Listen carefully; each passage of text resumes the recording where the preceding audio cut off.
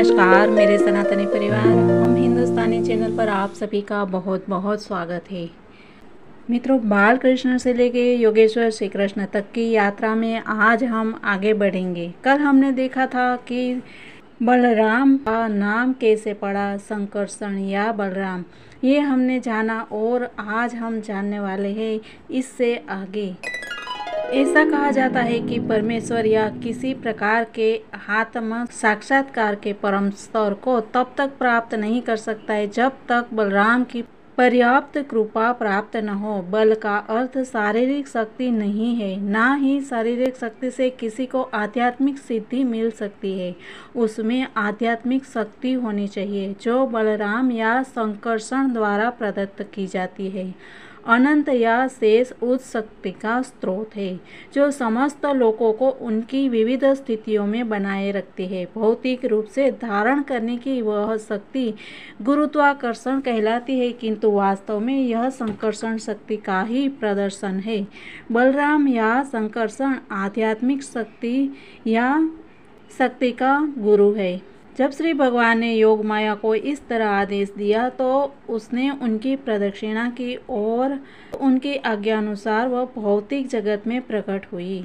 जब श्री भगवान की परम शक्ति योग माया ने शेष को देवकी के गर्भ से रोहिणी के गर्भ में स्थानांतरित किया तो वे दोनों ही योग माया के वश में थी, जिसे योग निद्रा कहते हैं। जब ऐसा हो चुका तो लोगों ने समझा कि देवकी का सातवां गर्भ विनष्ट हो गया।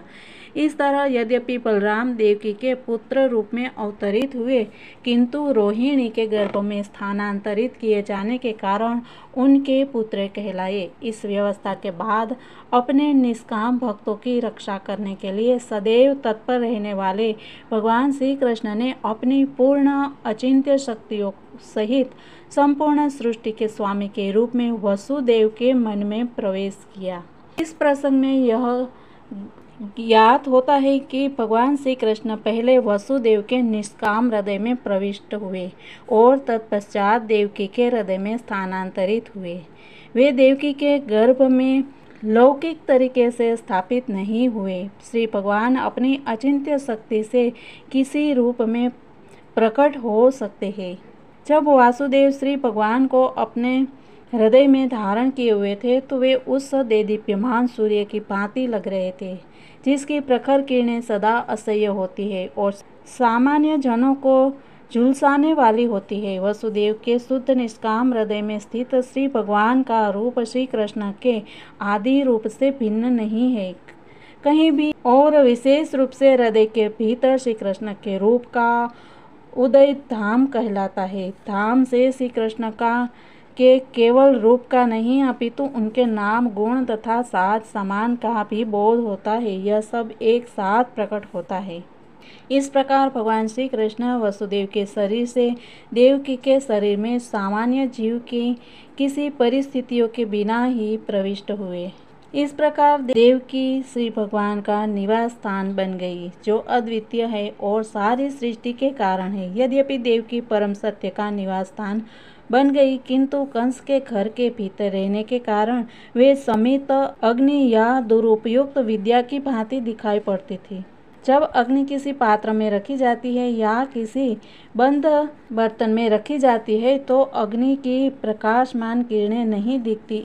इसी प्रकार देवकी कंस के महल के कारागार की दीवारों के भीतर रखी गई थी, जिसमें कोई भी उनके उस दिव्य सौंदर्य को देख नहीं सकता था जो उनके गर्भ में श्री भगवान के आने से उत्पन्न हुआ था। किंतु कंस ने अपनी बहन के इस दिव्य सौंदर्य को देखा और वह तुरंत इस निष्कर्ष पर पहुंचा कि श्री भगवान ने उसके गर्भ में शरण ले ली है। इसके पहले वह इतनी अधिक सुंदर कभी नहीं लगती थी। वह स्पष्ट रूप से समझ गया कि देवकी के गर्भ में कोई कुतूहलपूर्ण अवश्य है।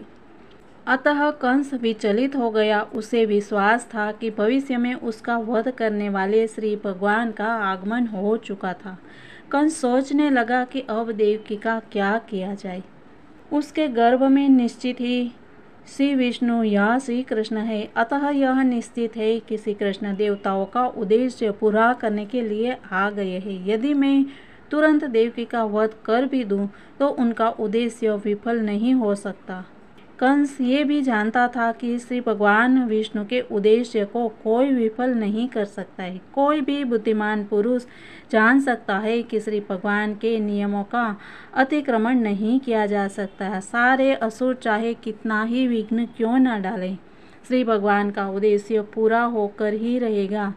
इस प्रकार कंस सोचता रहा। यदि इस समय मैं देवकी को मारता हूँ तो भगवान श्री विष्णु अपनी परम इच्छा को अधिक तीव्रता से लागू करेंगे। देवकी को इस समय मारना सबसे घृणित कार्य होगा। भले कोई कितना ही विषम परिस्थितियों में क्यों न हो, किंतु वह अपनी ख्याति नष्ट नहीं करना चाहता था। आगे उसने ये भी सोचा कि आखिर देवकी एक अबला है और वह मेरी शरण में है, वह गर्भवती है और यदि मैं उसे मारता हूँ तो मेरी ख्याति, मेरे जीवन भर के पुण्यों का फल तथा मेरे जीवन की अवधि सब कुछ समाप्त हो जाएगा।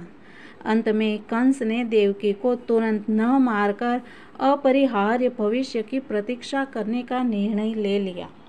और इस प्रकार सोचते सोचते वह इतना विचार में लीन हो गया कि उसे अपने चारों ओर भगवान श्री विष्णु या भगवान श्री कृष्ण ही दिखाई देने लगे। पर दुर्भाग्यवश यद्यपि उसका मन भगवान श्री विष्णु के विचार में इतना लीन था, तथापि वह भक्त नहीं माना जाता, क्योंकि वह श्री कृष्ण को शत्रु के रूप में सोचता था।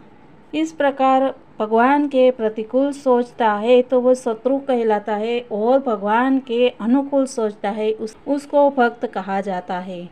उस समय ब्रह्मा तथा शिवजी, नारद जैसे ऋषियों तथा अन्य अनेक देवताओं के साथ कंस के घर में अदृश्य रूप में प्रकट हो चुके थे, और वे भक्तों के अत्यंत प्रिय एवं उनकी कामनाओं को पूर्ण करने वाली चुनी हुई स्तुतियों से श्री भगवान की प्रार्थना करते थे। उनके पहले शब्द द्वारा यह घोषणा होती थी कि श्री भगवान अपने प्राण के सच्चे होते हैं। जैसा कि श्रीमद् भगवद गीता में कहा गया है, श्री कृष्ण इस भौतिक जगत में पवित्र आत्माओं की रक्षा करने तथा दुष्टों का विनाश करने के लिए ही अवतरित होते हैं, और यही उनका प्राण है।